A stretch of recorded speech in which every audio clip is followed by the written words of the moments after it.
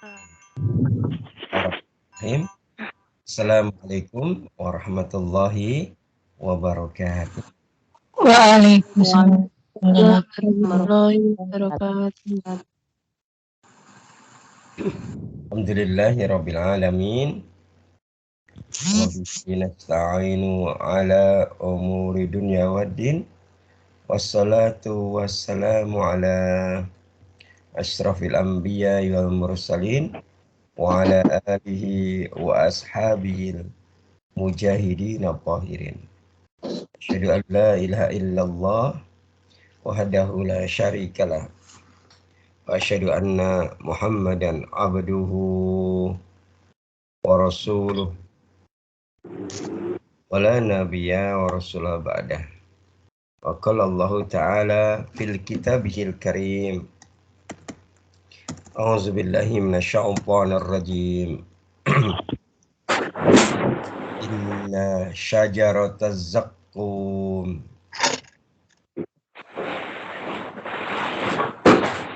Inna syajarataz zaqqumi ta'amul asimi kal muhli yaghli fil bubuni kaghallil hamim.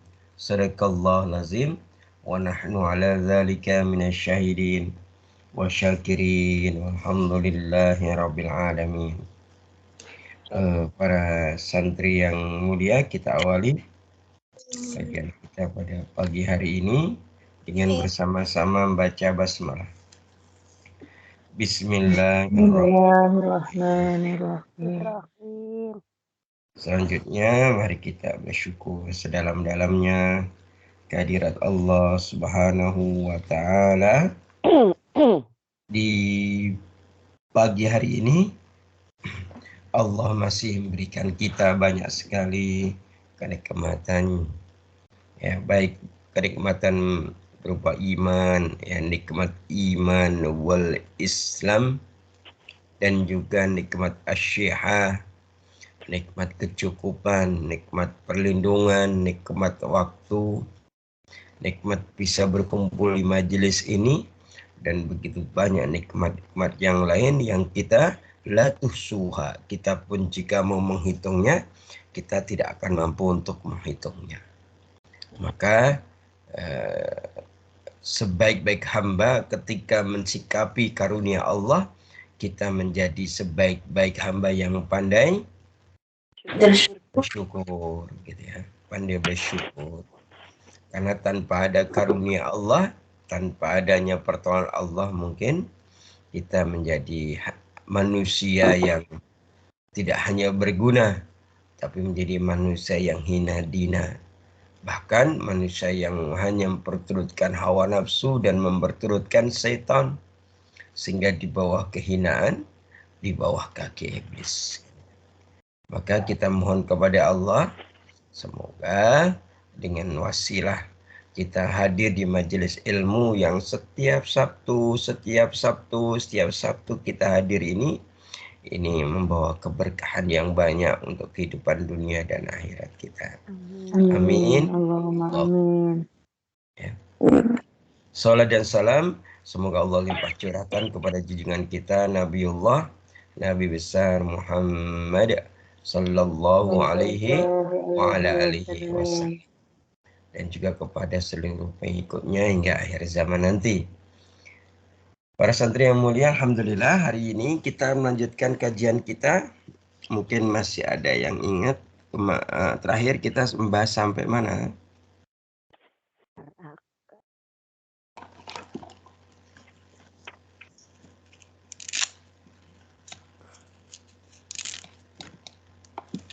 Terakhir sampai mana, Ibu-ibu? Konsep neraka. Sampai apa? Konsep neraka. Sampai konsep neraka. Yang nomor 9. 9 panas. Sampai konsep dasar neraka yang ke-9. Yang ke-9 tentang apa? Panasnya api Neraka neraka tidak hanya menyiksa dengan panas. api. Suaranya tidak begitu jelas tuh. Panasnya api neraka sama dengan 70 kali panasnya api di dunia. Oh ya, panasnya api neraka 7 kali panasnya api yang di 70 kali. 70 kali yang di dunia. 7 kali apa 17 kali apa 70 10 kali? 70 kali. 10 kali. 70 kali. 70 kali. Oh ya, baik, kita sampai di situ ya. 7 kali, 10 kali, ternyata berapa? 70 kali. 70 kali. 10 kali dari panasnya api yang ada di bumi ya. Nah, kita masih akan membahas tentang konsep dasar ini. Namun sebelum masuk ke situ, Ustaz ingin menegaskan kembali bahwa sungguhnya pembahasan kita ini sudah sampai kepada apa? Fase kedua dan terakhir dari wisata alam gaib kita. Kan kita lagi wisata ini sebenarnya ya. Ini kok fase kedua dan terakhir. Memang fase pertamanya apa? Ada yang ingat? Fase pertamanya kita wisata alam gaib kemana? Masa ke surga. Ke surga. Ke surga. Bagus sekali ya. Masih ingat ya.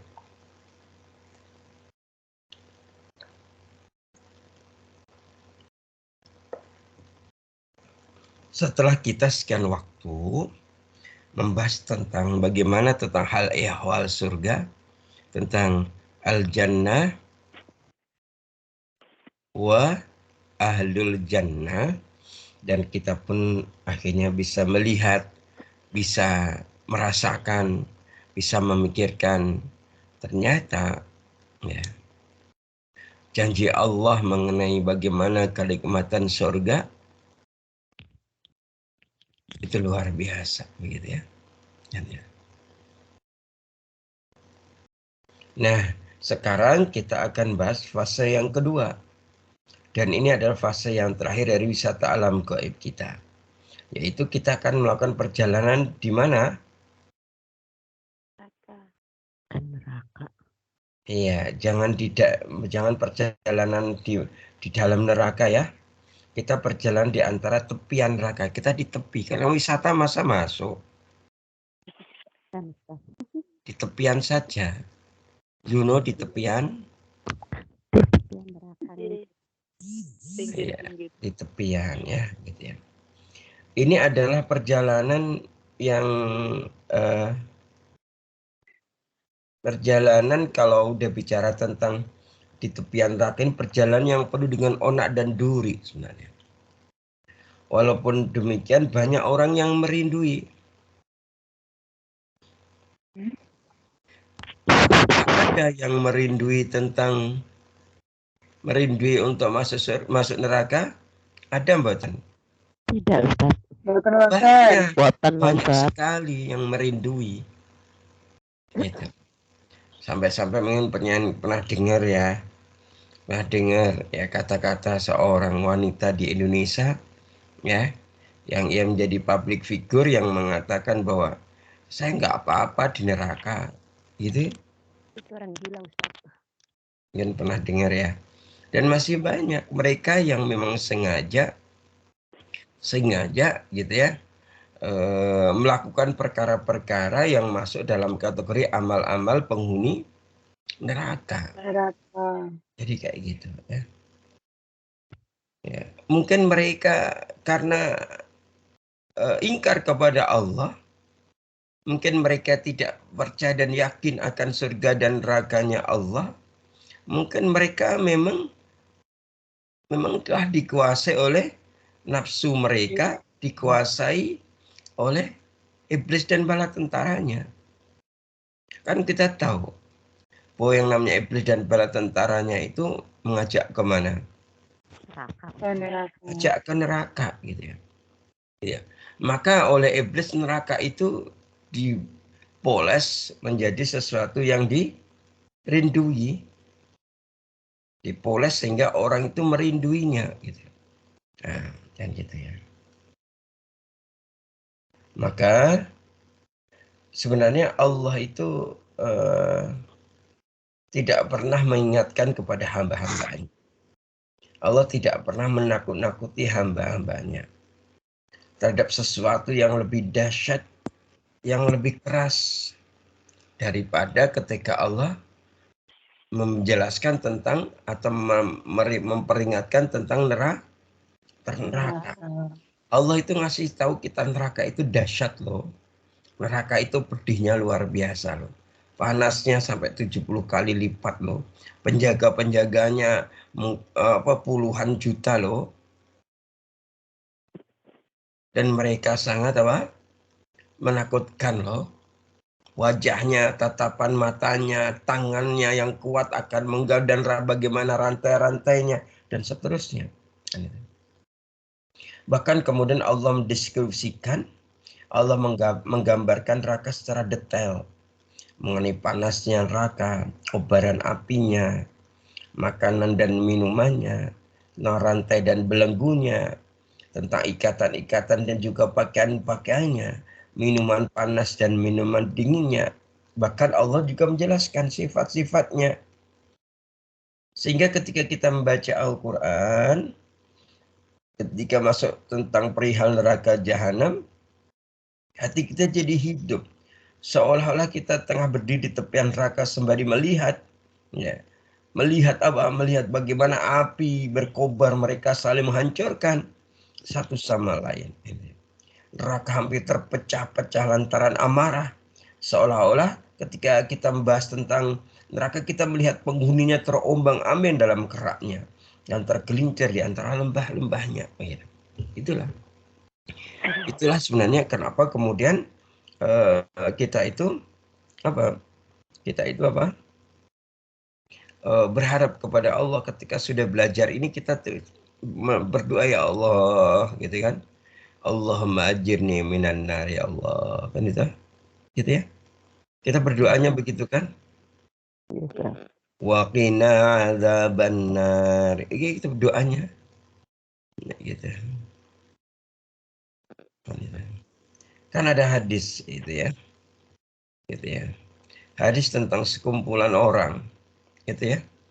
Ketika Rasulullah bersabda, ketika ada sekumpulan orang berkumpul yang di dalamnya dibacakan nama Allah, disebut nama Allah, di dalamnya dibaca kalam-kalamnya Allah, gitu ya. Kemudian malaikat ditanya, Allah bertanya kepada mereka siapa? Gitu ya. Gitu ya. Maka malaikat menjawab, mereka adalah orang-orang yang berkumpul karena takut kepada engkau dan sangat menginginkan tidak masuk neraka, gitu ya. Kemudian Allah bertanya, ya malaikat, apakah mereka yang berkumpul itu pernah melihat neraka? Belum ya Allah. Tapi kok mereka sudah takut kepada neraka? Gitu ya. Gitu ya. Terus kemudian bagaimana keadaan mereka yang lainnya? Mereka berkumpul karena mereka ingin mengharapkan surgamu ya Allah. Kemudian Allah bertanya, apakah mereka orang-orang yang pernah melihat surga? Belum ya Allah. Bagaimana mungkin dia berharap surga padahal mereka belum pernah melihat surga? Gitu. Dan itu. Sampai kemudian Allah berfirman, kalau toh mereka pernah melihat api, melihat neraka, pasti mereka lebih takut daripada itu. Kalau toh mereka sudah pernah melihat surga, semakin berharap besar mereka untuk memasukinya. Maka gitu ya, kemudian di akhir hadisnya ditegaskan bahwa saksikan wahai para malaikat. Jadi gitu ya. Jadi Allah ingin mempersaksikan di hadapan para malaikat ya. Saksikan bahwa mereka semua yang berkumpul di majelis ilmu itu, aku ampuni semua dosa dan kemaksiatannya. Amin ya Allah. Begitu firman-Nya. Gitu hadis dalam konteks hadis qudsi dari firman-Nya Allah itu. Gitu ya. Maka kita pasti takut dong masuk neraka. Apakah ada jenengan nggak apa-apa Ustadz, saya berani? Ada yang gitu nggak? Tidak ada Ustadz. Tidak ada.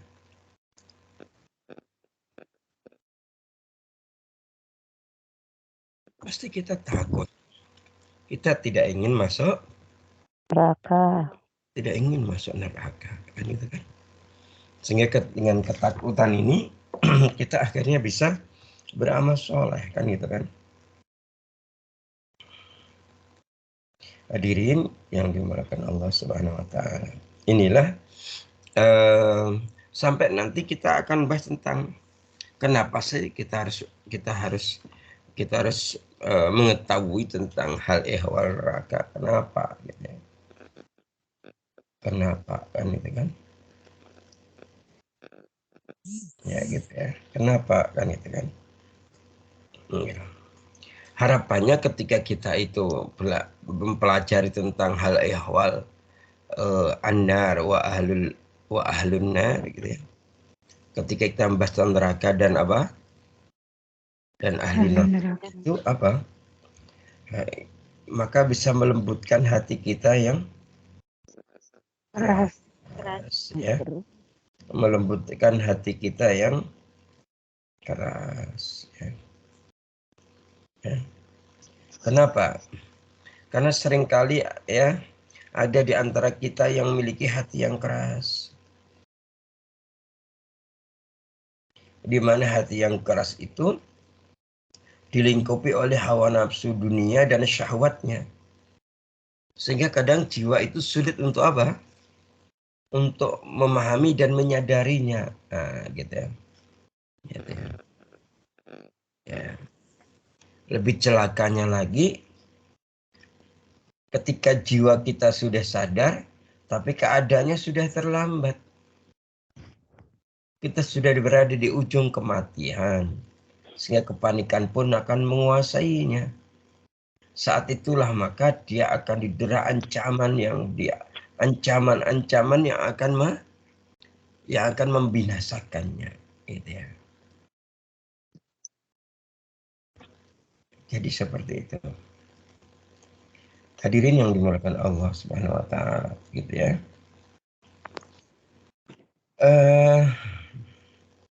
Maka kita berharap kepada Allah.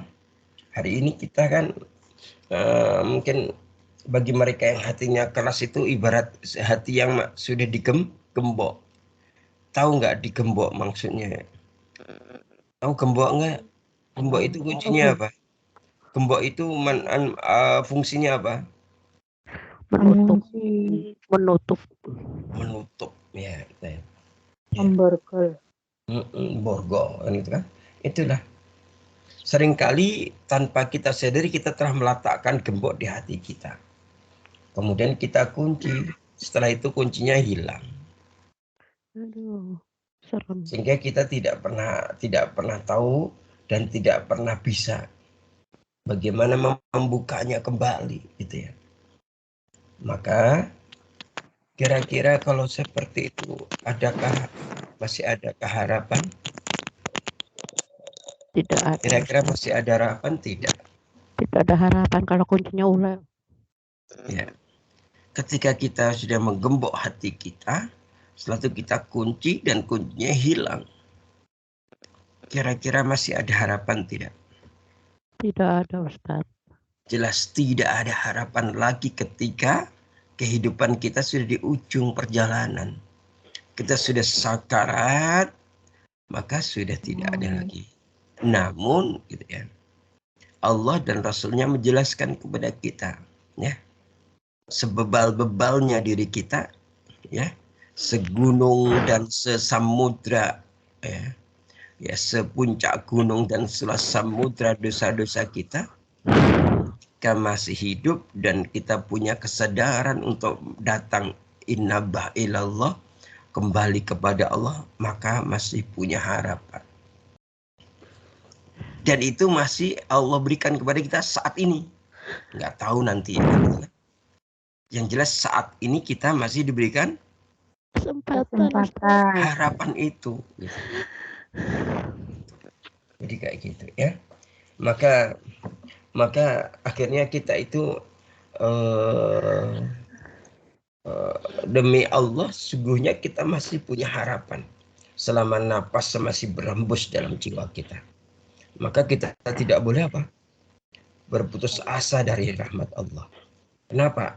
Karena sesungguhnya tidaklah yang berputus asa dari rahmat Allah kecuali orang-orang yang orang yang kafir. Kan itu. Iya. Karena orang mukmin itu ketika masih hidup sangat memahami bahwa sungguhnya rahmat Allah itu demikian luas. Rahmat Allah itu mencakup segala sesuatu. Bahkan bagi seorang mukmin, ya bagi kita, yuk kita fahamin ya. Bahkan bagi kita ternyata ketika Allah menciptakan neraka, ketika Allah menciptakan apa? Neraka, ternyata itu bentuk dari rahmatnya Allah. Ketika Allah menciptakan neraka, ini bentuk kasih sayangnya Allah. Gitu, ternyata begitu. Jadi ketika Allah menciptakan neraka itu bukan bentuk murkanya Allah. Bukan bentuk kejamnya atau zalimnya Allah. Tapi justru ternyata ketika Allah menciptakan neraka itu bentuk kasih sayangnya Allah kepada orang mukmin, gitu ya. Kepada orang mukmin loh ya. Ya, walaupun itu bentuk kemurkaan dan azab bagi orang-orang kafir. Tapi bagi orang mukmin inilah rahmat, kasih sayang yang Allah berikan kepada kita. Kok bisa Ustaz? Penjelasannya bagaimana Ustaz? Ya, ada sebuah kitab namanya Takhfif min apa namanya kitabnya? Takhfif Minar. Ya. Dalam kitab ini dijelaskan ya, ternyata di antara bentuk rahmatnya Allah adalah Allah menciptakan neraka. Dan sebagai bentuk kesempurnaan rahmatnya, kemudian Allah menjelaskan secara detail tentang neraka dan berbagai siksaan di dalamnya. Agar ketika kita memahaminya itu kita bisa melakukan tindakan-tindakan yang bersifat preventif. Agar kita tidak dikuasai oleh nafsu untuk menentang dan melebihi batasan-batasan Allah. Gitu ya. Maka ditegaskan kembali dalam kitab ini. Ada seorang ulama namanya Sufyan Ibnu Uyainah. Dalam kitab Takhfif Minar ini menegaskan Allah menciptakan neraka sebagai bentuk kasih sayangnya. Bukan untuk menakut-nakuti hamba-hambanya. Gitu. Jadi kalau ditanya, kalau penjelasannya bagaimana? Gitu ya. Sufyan Ibnu Uyainah ini mengatakan Allah menciptakan neraka sebagai bentuk kasih sayangnya Allah. Bukan untuk menakut-nakuti hamba-hambanya. Penjelasannya bagaimana? Jadi begini penjelasannya. Ya, kalian perhatikan baik-baik. Ketika jiwa kita mengetahui bahwa kelak akan ada hari hisab. Bahwa ketika jiwa kita memahami bahwa kelak ada hari perhitungan atau hari hisab. Yang saat itu tidak ada satupun yang tersembunyi di hadapan Allah Subhanahu wa Ta'ala. Kemudian dia akan dikejutkan dengan berbagai bentuk kemaksiatan yang dilakukan. Dan ditampakkan semua dosa dan kemaksiatan yang pernah dia lakukan. Baik ketika dia sendiri maupun ketika bersama dengan kawan-kawannya. Sementara semua alasan semua jalan kita beralasan terkunci rapat pada hari kiamat. Mulut terkunci sangat kuat dan kemudian seluruh anggota tubuh akan menjadi saksi. Maka saat itulah jiwa kita bakal melembut. Ya. Jiwa kita bakal melembut gitu ya. Ya, baik Ustadz ulang ya. Ya, perhatikan baik-baik. Ketika jiwa kita mengetahui ya, bahwa kelak kita akan dihadapkan pada yaumul hisab. Ya. Ketika jiwa kita memahami bahwa kelak kita akan dihadapkan pada hari perhitungan. Yang saat itu tidak ada satu pun yang tersembunyi di hadapan Allah. Kemudian kita akan dikejutkan Ketika Allah kemudian menampakkan semuanya bentuk-bentuk kemaksiatan dan dosa yang pernah kita lakukan, baik ketika kita seorang diri maupun kita sedang bersama dengan kawan-kawan kita, sementara semua jalan kita untuk beralasan ditutup karena mulut kita dikunci oleh Allah, dan tangan berkata, kaki berkata, mata berkata, pikiran berkata, hati berkata, gitu ya. Ya, maka saat itulah jiwa kita bakal melembut, sudah tidak keras lagi. Kenapa? Karena sesungguhnya tidak ada istiqomah tanpa ada keimanan kepada hari akhir, dan tidak ada istiqomah tanpa meyakini adanya hari pembalasan yang akan datang. Ya gitu. Begitu hadirin yang dimulakan Allah. Itu penjelasan kenapa kok salah satu bentuk rahmatnya Allah menciptakan neraka. Gitu ya. Nah, selanjutnya kira-kira apa fadilah atau keutamaan? Mengapa keutamaan ketika kita belajar atau mempelajari tentang hal ehwal tentang neraka dan penghuni. Kira-kira apa fadilahnya? Apa keutamaannya? Apa manfaatnya yang kita dapatkan? Kira-kira apa manfaat yang kita dapatkan? Begitu ya. Baik, kita akan membahas. Kita masih menggunakan beberapa kitab. Nanti ada Takhfif Minnar tadi ya. Kemudian ada lagi nanti ada kitab Al-Juhud Al-Kabir. Kemudian ada Al-Aql Al-Farid ya. Ada beberapa kitab yang lainnya yang kita gunakan sebagai maroji ya. Termasuk kitab Hilyah Al-Auliya, kitab Al-Yaqatah ya. Ada kitab Tanbih Al-Mukhtarin, ada kitabnya Imam Ghazali, kitab Ihya Ulumuddin, sampai kitab-kitabnya dari Ibnu Jauzi maupun Ibnu Qayyim Al-Jauziyah. Ya. Kita akan coba Ustaz ramu dari kitab itu Ustaz formulakan menjadi beberapa konsep yang mudah kita pahami mengenai apa manfaat, apa fadilah atau keutamaan yang kita dapatkan ketika kita belajar al-hal ehwal neraka dan penghuninya. Baik, kita masuk yang pertama. Apa sih manfaatnya ketika kita belajar tentang neraka dan penghuninya? Apa manfaatnya?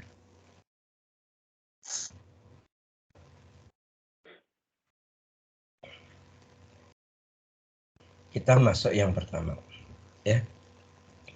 Ketika kita itu belajar tentang neraka dan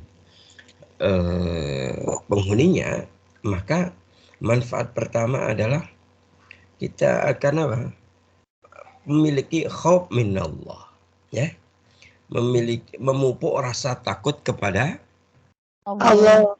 Itu yang pertama manfaatnya. Karena sejak awal saya sampaikan, ketika bicara neraka, kita bicara apa? Ancaman dan peringatan Allah. Sehingga dalam hati kita muncul khauf minallah. Ya, maka sekali lagi ketika kita belajar tentang neraka dan penghuninya, menyebabkan apa? Memupuk rasa takut kepada Allah, gitu ya.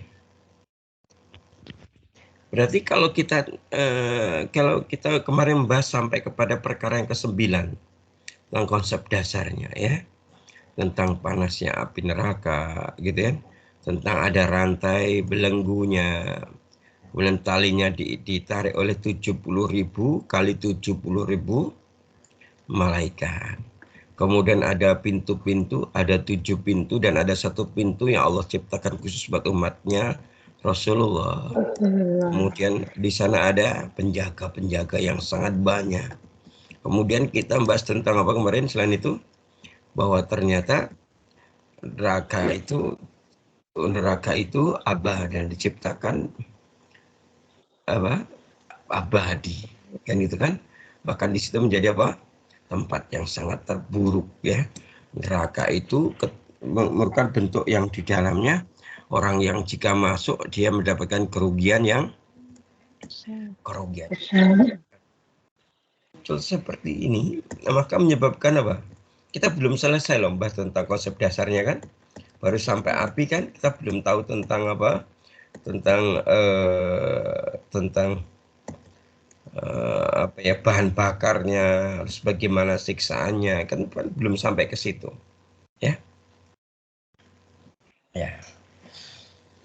Nah, jadi begini, jadi ketika kita membahas tentang neraka, harapannya muncul rasa takut untuk masuk neraka gitu. Maka Allah sebenarnya maha tahu, tapi sebagai pelajaran Allah nanya sama malaikat tadi ya, itu hambaku ngapain itu lagi berkumpul, mereka semua takut kepada nerakamu. Kemudian Allah bertanya, apakah mereka pernah melihat neraka? Belum. Terus kenapa mereka bisa takut gitu kan? Itulah bentuk keimanan kepada Allah. Begitu juga ketika ditanya mereka berkumpul ngapain, mereka sedang menginginkan surgamu ya Allah. Apakah mereka pernah melihat surgamu? Belum ya Allah. Tapi kenapa mereka ingin masuk surgamu, masuk surga gitu kan? Kemudian itulah bentuk iman. Kan gitu kan. Iman. Jadi sekali lagi, ketika kita belajar tentang hal ihwal neraka dan penghuninya, akan memberikan rasa takut pada neraka. Dan ketika kita memiliki rasa takut kepada neraka, maka akan memunculkan rasa takut, perasaan takut kepada Allah. Karena neraka itu mempunyai mempunyai sifat intiqom. Apa intiqom itu? Jadi neraka itu bentuk intiqom Allah. Coba ikutin Ustaz, intiqom. Intiqom. Komnya agak panjang ya, itu 2 ketukan boleh. Intiqom, ikutin. Intiqom. Ya, intiqom itu artinya pembalasan. Jadi neraka itu sifatnya intiqom Allah, pembalasan dari Allah. Gitu ya. Ya. Yang kedua, neraka itu neraka itu tercipta karena kekuatannya Allah. Neraka itu tercipta karena murkanya Allah, gitu ya. Dan ternyata neraka jahanam itu bentuk keagungan Allah. Bentuk betapa kerasnya siksaannya Allah.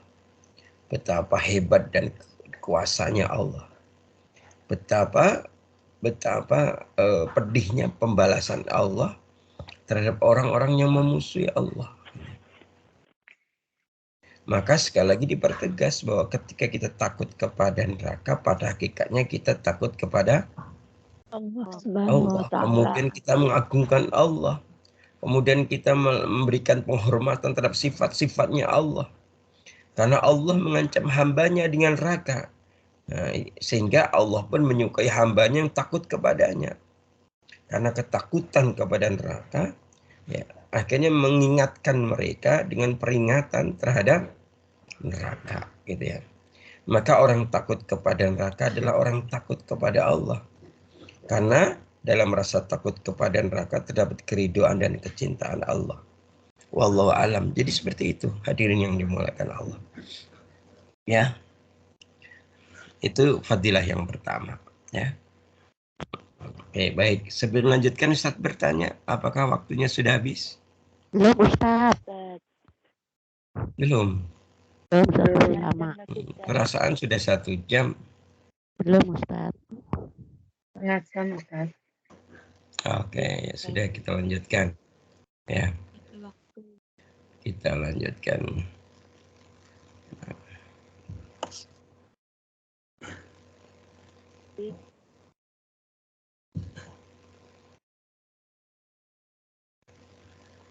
Kemudian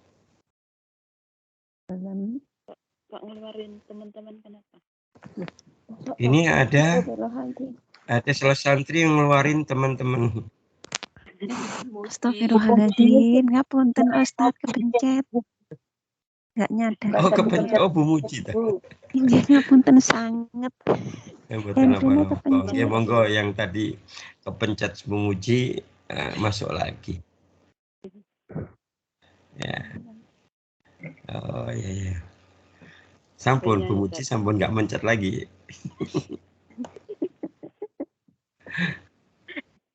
Oke. Sampai mana tadi kita? Pembahasan kedua, Ustaz. Sampai Manfaat manfaat pertama ya. Oke, baik. Kita akan masuk ke berikutnya yaitu manfaat yang kedua. Ketika kita belajar tentang an-nar wa ahlun nar, tentang neraka dan penghuninya, maka ya, harapannya ya manfaat yang kedua adalah melahirkan takjir. Apa takjir? Yang pertama tadi khauf minallah, yang kedua takjirul ma'nawiyah. Apa takjir?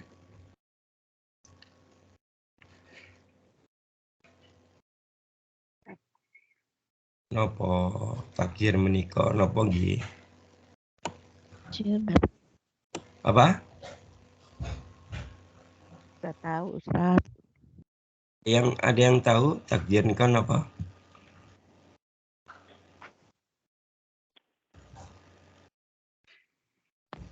Betul ngertos. Betul ngertos Ustaz. Ya, takjir itu berubah atau perubahan. Jadi harapannya ketika kita belajar tentang neraka dan penghuninya akan melahirkan takjirul ma'nawiyah namanya. Sebuah perubahan yang hakiki. Ya. Gitu ya. Merubah yang gimana? Takjirul ma'nawiyah itu maksudnya apa? Perubahan yang hakiki itu maksudnya apa? Perubahan yang maknawi itu maksudnya apa? Maksudnya adalah ya, perubahan yang bermakna itu adalah perubahan yang akan mengubah formula kejiwaan kita sehingga jiwa kita menjadi lebih ukhrawi. Ya. Maksudnya apa lebih ukhrawi itu? Jiwa kita lebih mengutamakan ukhrawi, lebih mengutamakan apa? Akhirat. Jiwa kita itu tergantung-gantung dan punya harapan besar terhadap kampung akhirat. Jiwa kita merindui kampung akhirat. Jiwa kita berharap bahagia di kampung akhirat. Jiwa kita berharap mendapatkan janji Allah di surganya Allah di waktu di akhirat nanti, begitu. Jadi kalau kita belajar hal ehwal tentang neraka dan penghuninya, menyebabkan jiwa kita semakin apa? Menjadi lebih ukhrawi dan mengubah rasionalitas kita menjadi lebih imani. Maksudnya itu rasionalitas apa? Mengubah dari apa-apa yang didasarkan pada pikiran, pada rasional, gitu ya. Tetapi kemudian dirubah menjadi lebih imani, melihat keadaan. Kita seringnya pertimbangannya rasional. Ini kalau nggak gini, saya tidak akan begini, misalnya gitu ya, kan gitu. Okay. Kalau tidak begini, nanti akan begini, dan seterusnya. Itu pertimbangan rasional. Tapi bagi apa? Bagi kita yang sudah belajar tentang an-nar wa ahlun nar, maka berharap kemudian dari rasional menjadi lebih imani. Lebih imani berarti apa? Lebih iman berarti iman menjadikan sebagai apa? Patokan. Iman sebagai rujukan. Ya, sehingga semakin yakin kepada Allah. Gitu ya. Apapun ketetapan Allah, kita semakin yakin kepada Allah. Apapun kenyataan hidup kita, semakin yakin kepada Allah. Apapun persoalan hidup kita, semakin iman kepada Allah. Apapun dan karunia yang Allah berikan kepada kita, kita semakin yakin kepada Allah. Jadi kayak gitu, ya. Ya. Maka ketika jiwa kita lebih ukhrawi, kemudian kita mengubah dari rasionalitas apa-apa dipertimbangkan secara rasional, kemudian berubah menjadi lebih imani, maka ini akan menyebabkan jiwa akan merasa baik. Jiwa akan merasa baik. Selama berada dalam kondisi yang bermanfaat untuk kehidupan akhirat. Apapun pokoknya kita itu nyaman, pokoknya selama apa yang kita lakukan bermanfaat untuk kehidupan akhirat kita, gitu. Ya. Bahkan saudara sekalian yang dimuliakan Allah Subhanahu wa taala, ada sebuah kitab tadi Az-Zuhud Al-Kabir, ya. Ada seorang ulama namanya Hisham Ibnu Hasan, ya. Hisham Ibnu Hasan. Hisham siapa? Ibnu Hasan. Ibnu Hasan. Ya. Beliau mengatakan dalam kitab ini yang dikutip oleh penulisnya bahwa aku mendengar Ammarah Ibnu Harb ditanya, gitu ya. Ya, jadi siapa tadi nama ulamanya siapa? Hisham Ibnu Hasan. Dia berkata, aku mendengar Ammarah Ibnu Harb ditanya, kaifa haluk, bagaimana keadaanmu? Ketika ditanya bagaimana keadaanmu, maka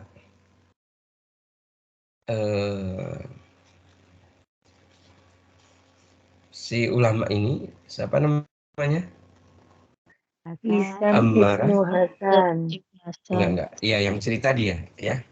Jadi Hisham Ibnu Hasan itu cerita, aku mendengar seorang ulama namanya Ammarah Ibnu Harb. Ammarah Ibnu Harb itu ditanya orang nanya, apa kabarnya, apa kabarmu? Jadi kalau ditanya gitu gimana jawabnya? Alhamdulillah sehat. Alhamdulillah sehat, saya gitu dah, baik dan seterusnya, gitu ya. Tapi berbeda dengan ini ulama Ammarah Ibnu Harb ini, ketika ditanya apa kabarmu gitu, maka dia menjawabnya gimana?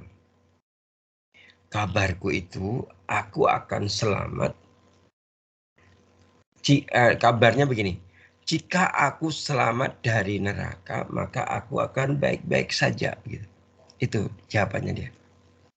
Jika aku selamat dari neraka, maka aku baik-baik saja.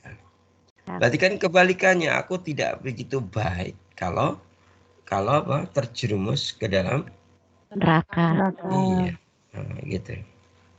Maka kebahagiaan yang hakiki itu adalah orang yang bahagia bukanlah yang dibahagiakan dunianya, tapi ada orang yang bahagia itu adalah orang yang selamat dari neraka, gitu ya.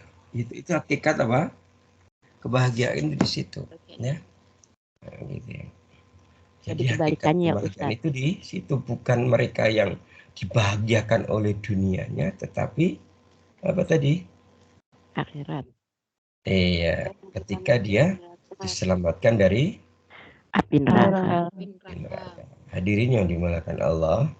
Nah, makanya berarti siapa mereka yang selamat? Mereka kalau meminjam nasihatnya sahabat Ali bin Abi Thalib, ya mereka yang menjadi anak-anak akhirat. Apakah ada yang menjadi anak-anak dunia? Ada. Gitu kan? Nah, gitu ya. Kalau misalnya jenengan ditanya, jenengan pengen jadi anak-anak dunia atau anak-anak akhirat? Anak-anak akhirat. Iya. Ada sebuah kitab namanya Syarah Sahih Al-Bukhari, ya. Kitab ini ditulis oleh Ibnu Battal ya. Itu ulamanya yang nulis ya. Nah, Ibnu Battal ini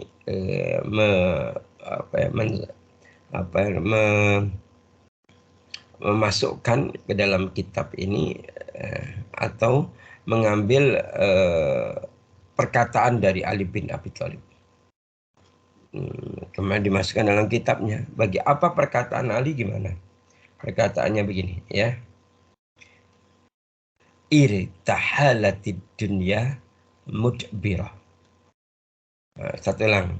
Irtahatid dunya mudbirah. Gitu ya. Artinya apa? Kehidupan dunia semakin pergi menjauh.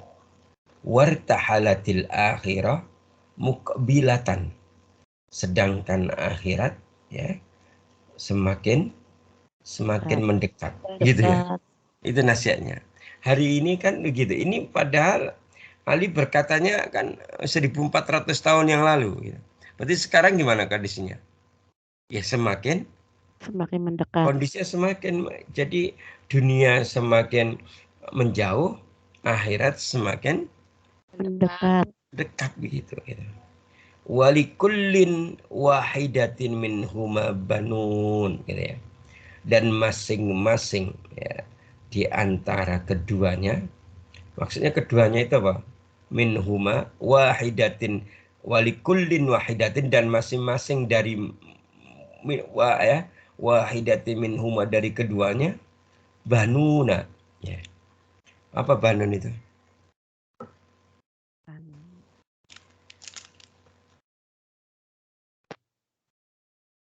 Napa to Bu? Ban niku mboten ngertos. Mboten ngertos Ustaz. Nggih. Banun Baru dengar di sini, itu Ustaz. jamak. Ya, jamak bahasa. Jadi ini jamak, tunggalnya adalah bani. Kalau bani Adam apa? Anak-anak Adam. Iya. Keturunan Adam. Bani Adam ya. Banun. Ya. Nah, di sini walikullin wahidatin minhuma banun. Dan masing-masing dari keduanya, maksud keduanya tadi apa? Dunia dan akhirat. dunia akhirat, banun. Mereka memiliki anak-anak. Ya. Jadi masing-masing dari mereka, ya baik dunia maupun akhirat, mereka masing-masing memiliki anak-anak. Ya, memiliki anak-anak ya. Fakunu gitu ya. Min abna'il akhirah gitu ya. Maka jadilah engkau menjadi anak-anak akhirat. Gitu. Wala takunu min abna'id dunya, dan janganlah kau menjadi anak-anak dunia. Kenapa bisa demikian? Fa innal yauma amalun wala hisab. Karena sejatinya sekarang ini itu apa? Dunia ini. Ya, kehidupan dunia ini adalah al-yaumul amal, hari untuk beramal, wala hisab, dan tidak ada hisab. Gitu. Jadi kehidupan sekarang ini adalah hari di mana kita beramal soleh dan tidak ada hisab. Wa ghadan, apa ghadan itu? Besok. Nah, gitu ya. Dan besok, berarti yang besok yang dimaksud apa? Akan datang. Di kampung akhirat, maka hisaban wala amal. Gitu ya. Sedangkan di kampung akhirat itu adalah tempat kita akan dihisab, bukan tempat kita beramal. Gitu ya. Masya Allah, tabarakallah ya. Kita sudah penasihat yang luar biasa ini. Ya. Ya. Maka kita suruh kun abnaul akhir. Kita suruh jadilah anak-anak akhirat. Wala abnaud dunya, dan janganlah jadi anak-anak dunia. Anak-anak dunia. Karena apa? Yang namanya dunia itu sekarang apa? tempat beramal dan tanpa ada hisab. Hari ini nggak ada hisab. Ya, sedangkan di kampung akhirat itu adalah tempat hisab dan tak ada waktu, nggak ada kesempatan untuk beramal. Jadi kayak gitu hadirin yang dimulakan Allah. Ya. Maka kita suruh jadi anak-anak Akhirat. gitu ya. Bagaimana keadaan anak-anak dunia? Nah, saya kasih tahu sekarang. Ya. Yang anak-anak dunia itu siapa mereka? Mereka yang mengutamakan dunia di atas akhirat. Nah, mereka itu seperti orang yang melakukan perniagaan atau berdagang, tapi dia mendapatkan kerugian. Dia berdagang tapi dia selalu dalam kondisi rugi. Ya. Apalagi kemudian sudah ada ketetapan al-maut atau kematian untuk mereka, maka perpisahan dengan semua hal duniawi yang dia cintai itu akan terjadi dan itu menyakitkan bagi mereka. Dia berjibaku itu meraih dunia, banting tulang siang malam gitu ya. Dia sakit-sakit, dia itu susah-susah gitu.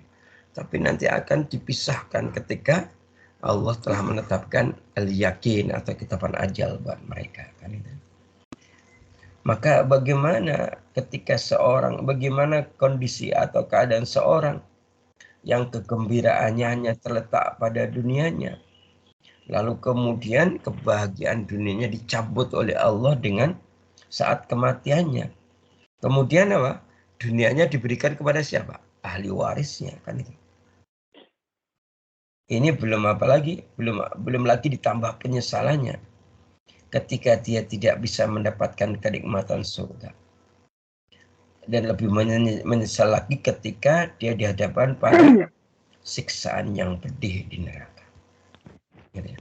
Maka bagi anak-anak dunia sempurnalah sudah penderitaannya. Derita karena berpisah dengan hal yang dicintai yaitu dunia, derita karena penyesalan, ya.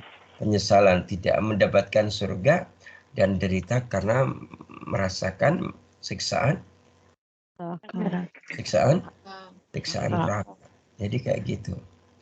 Maka ada seorang ahli tafsir ya. Ada seorang mufasir di zaman Nabi. Jadi di zaman Nabi itu ada seorang ahli tafsir, sahabat Nabi. Dia ahli tafsir Quran dan juga dikenal sebagai tintanya umat. Siapa dia? Abdullah ibnu Abbas. Siapa dia? Abdullah ibnu Abbas. Punya Rasulullah. Yang biasa dipanggil dengan Ibnu Abbas. Dia pernah berkata, aku tidak pernah mengambil manfaat dari perkataan seseorang setelah Rasulullah Sallallahu Alaihi Wasallam wafat sebagaimana aku mengambil manfaat dari perkataan yang ditulis oleh Ali bin Abi Thalib. Nah, ini tertuang dalam kitab Al-Aqad Al-Farid. Apa perkataan Ali yang didengerin digunakan oleh siapa? Ibnu Abbas ini. Ya, perkataannya begini. Amma ba'd. Amma ba'du. Ya, perkataannya Ali ya. Sungguhnya seorang akan merasa gembira karena mendapatkan apa yang tidak ia lewatkan dan bersedih karena sesuatu yang tidak bisa ia dapatkan. Coba perhatikan kalimatnya. Sungguhnya seorang akan merasa gembira karena mendapatkan apa yang tidak ia lewatkan. Berarti setiap apa yang dia lewati, dia mendapatkannya. Kemudian dia akan bersedih karena sesuatu yang tidak bisa ia dapatkan. Maka jadikanlah kegembiraanmu dengan mendapatkan akhirat. Dan jadikan penyesalanmu karena engkau kehilangan akhirat. Apa yang kau dapatkan dari urusan dunia, janganlah terlalu gembira karenanya. Dan apa yang tidak kau dapatkan dari urusan dunia, janganlah membuatmu tenggelam dalam kesedihan. Maka jadikanlah puncak cita-citamu adalah kebahagiaan setelah kematian. Gitu. Nah, ini nasihatnya luar biasa ya dalam kitab Al-Aqad Al-Farid ini ya. Kitab Pitan Mesir. Ya. Nah, ini sangat cocok untuk mengingatkan diri kita, merenung kita, gitu. Cocok juga bagi orang lain kan gitu. Motivasi, Ustaz. Ayo kita bareng-bareng hari ini kita gunakan sebagai apa? Status di WA. Berapa banyak tadi yang akan baca nasihat dari Ali ini? Tadi sudah jelas ya, nanti bisa ditulis ulang ya. Ulang lagi Ustaz. Kenapa? Diulang. Iya, Ustaz. Diulang lagi Ustaz. Diulang lagi, Ustaz. Oh iya. Tapi kan waktunya habis. Belum, Ustaz. Ya. Masih ada. Ya, oke, baik. Diulang ya. Tadi nanti kalau jenengan yang mau jadikan status biar semua orang baca gitu ya, maka di bawahnya harus ditulis apa? Kitabnya Al-Aqad ya. Kalau di bahasa Indonesia A, kalau di Eja, kalau bahasa Indonesia AL, kemudian koma di atas, kemudian A, kemudian Q, kemudian D, Al-Aqad. Al-Aqad. Kemudian Al-Farid. Gampangnya Al-Farid ya. Al-Farid. Ini kitab jilid 3, halamannya 76. Nah, bagaimana nasihatnya Ali? Amma ba'd, sesungguhnya seseorang akan merasa gembira karena mendapatkan apa yang tidak ia lewatkan, dan bersedih karena sesuatu yang tidak bisa ia dapatkan. Maka jadikanlah kegembiraanmu ya, dengan mendapatkan akhirat, dan jadikanlah penyesalanmu karena engkau kehilangan akhirat. Apa yang kau dapatkan dari urusan dunia, janganlah terlalu gembira karenanya. Dan apa yang tidak kau dapatkan dari urusan dunia, janganlah membuatmu tenggelam dalam kesedihan. Jadikanlah puncak cita-citamu untuk kebahagiaan setelah kematian. Gitu ya. Masya Allah ya, nanti kita renungkan nasihat-nasihat ini sehingga jiwa kita melembut. Baik, yang ketiga, kita langsung manfaat yang ketiga. Masih ada waktu 2 menit ya, 1,5 menit. Manfaat yang ketiga ketika kita belajar apa? An-nar wa ahlun nar adalah, maka kita akan apa? Kita akan bisa menghindarkan diri kita dari su. Kita akan bisa terhindar atau menghindarkan diri ya. Terhindar atau menghindarkan diri dari su. Apa su itu? Keburukan. Betul sekali. Ya, terhindar dari keburukan. Atau kita akan bisa mengusir keburukan dari diri kita. Terkait dengan hal ini ada nasihat dari Syekh Abu Hamid Al-Ghazali yang kemudian kita kenal dengan Imam Al-Ghazali. Ya. Beliau memberikan nasihat kepada kita tentang manfaat dari berkorbarnya api takut. Ketika hati kita itu dipenuhi ketakutan kepada Allah, ketakutan kepada neraka, maka ada manfaatnya. Apa itu? Kata Imam Ghazali, karena keburukan dan kebaikan melebur dalam tanah Adam dengan peleburan yang sangat teratur sehingga sulit dipisahkan kecuali dengan salah satu dari 2 api, gitu ya. Jadi kita itu oleh Allah itu diciptakan ada 2 unsur, ada unsur tanah, unsur keburukan, dan unsur ruh, unsur kebaikan. Dan Allah ciptakan dengan peleburan yang teratur, peleburan yang sempurna. Sehingga tidak bisa dipisahkan kecuali dengan salah satu dari 2 api. Apa 2 api itu? Pertama api khauf, api ketakutan. Yang kedua api jahanam. Gitu ya. Api neraka. Maka pembakaran dengan api ada hal yang sangat penting untuk membersihkan intisari manusia dari kotoran-kotoran setan tadi. Gitu ya. Maka sekarang pilihlah kira-kira api mana yang paling kecil, yang lebih kecil. dan segeralah mengambil resiko yang paling ringan. Sebelum permadani ikhtiar dilipat dan kau digiring menuju dunia yang penuh dengan paksaan, yaitu di yaumul akhir nanti, baik ke surga maupun ke neraka, gitu. Jadi gitu. Jadi dalam diri kita itu memang punya potensi kebaikan, ada potensi khair atau kebaikan, ada potensi ada potensi keburukan, dan itu melebur di dalam diri kita, dan tidak bisa kita pisahkan kecuali dengan salah satu dari dua api khauf atau api jahanam. Maka ambillah kobaran api yang lebih ringan, ambillah resiko yang lebih ringan, gitu. Apa itu? Ya, apa itu? Ya, yang lebih ringan kira-kira mana? Api khauf atau api jahanam? Api khauf. Maka munculkan rasa takut yang teramat sangat kepada Allah dan kepada neraka, gitu ya. Ya.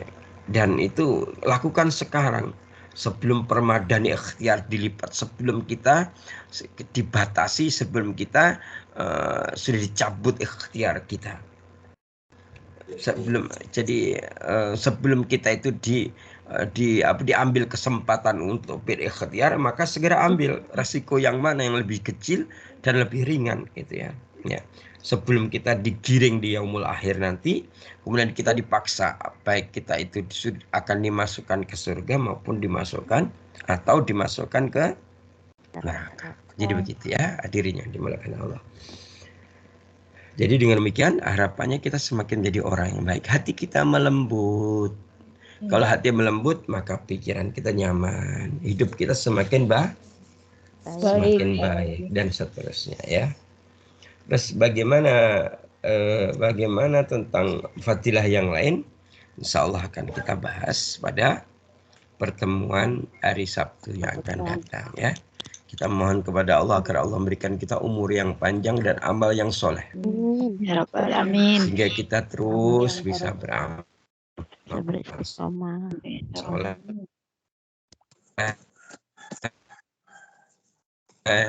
menggapai kemuliaan Amin. di sisi Allah Subhanahu wa taala ya. Wallahu taala alam. Demikian yang bisa Ustaz sampaikan, semoga ada manfaatnya. Ustaz berharap tolong diulang-ulang sebelum dihapus sama Skype, kan itu 30 hari waktu rekamannya itu. Nanti kalau sebelum 30 hari diulang-ulang didengarkan. Ya, kalau bisa dalam seminggu ini setiap hari dengerin. Cuma sarankan pelajaran baru, pelajaran yang lama lupa. Hitung ya. Handphone. Mungkin demikian. Ustaz akhiri wa'afu minkum fastabil khairat bilaisabilil haq. Wassalamualaikum warahmatullahi wabarakatuh. Waalaikumsalam warahmatullahi wabarakatuh. Terima kasih Ustaz. Sehat selalu.